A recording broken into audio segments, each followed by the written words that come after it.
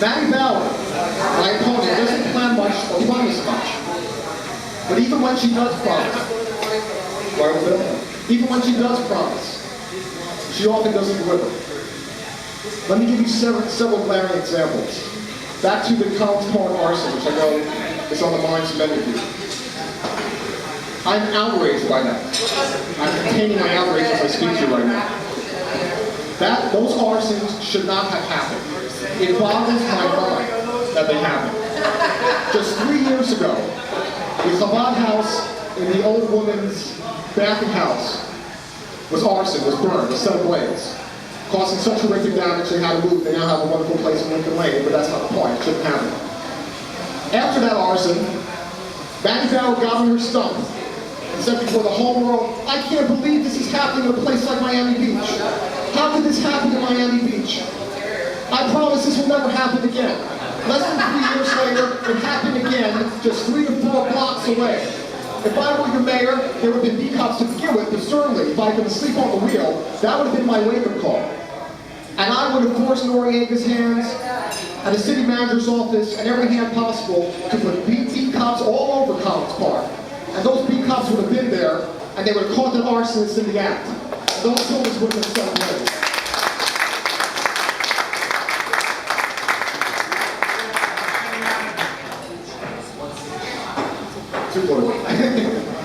The second broken promise is far more fundamental. Maggie Bauer claims that she's everyone's mayor.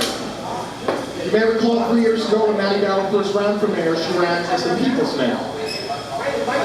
Sadly, that has been anything but true. She has certainly not been the people's mayor for the small business owners who are closing down their shops. She has certainly not been the people's mayor for our Colombian citizens, has she?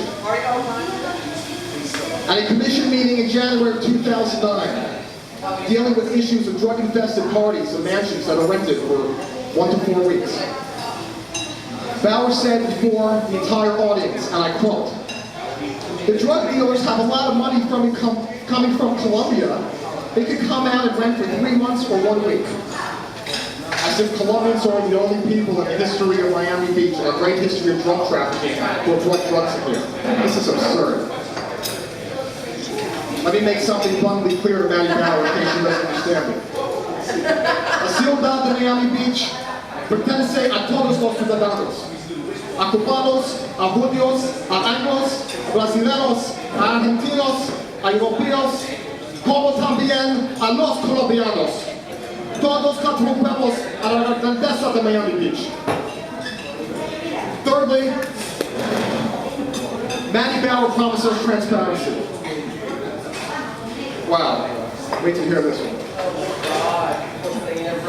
At the very least, transparency requires that we not violate city ordinances behind everyone's back.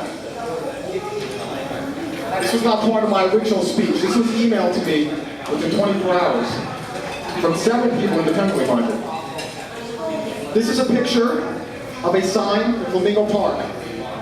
The future home of Flamingo Park Holtz Tennis Center. The original name was the Abel Holtz Tennis Center.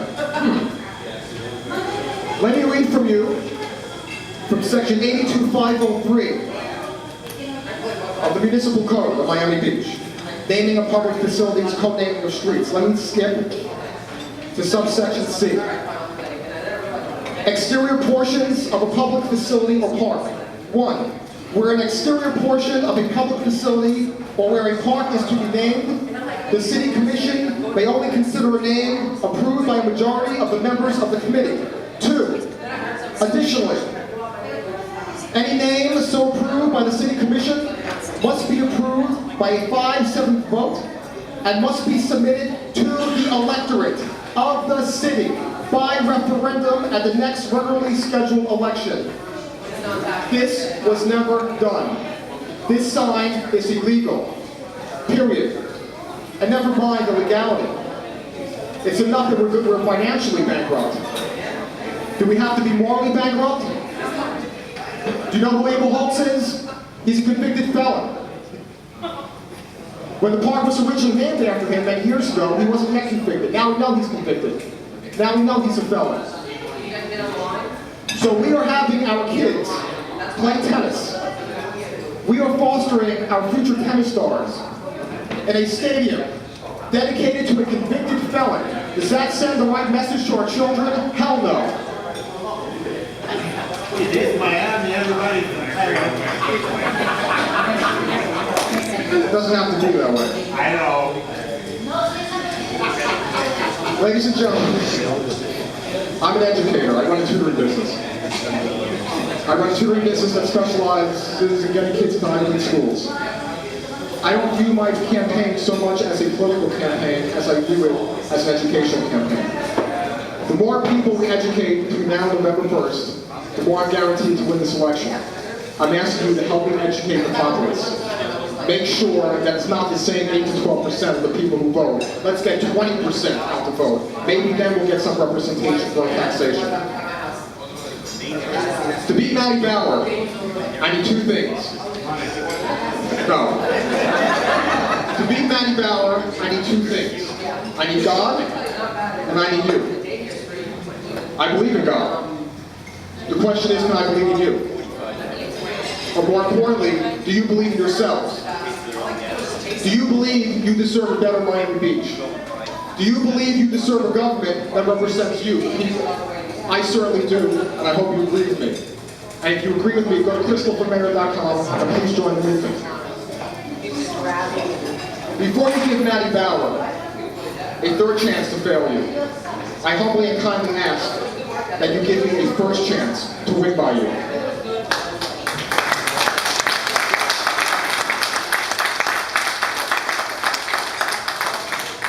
Every 2 years, the politicians have their turn.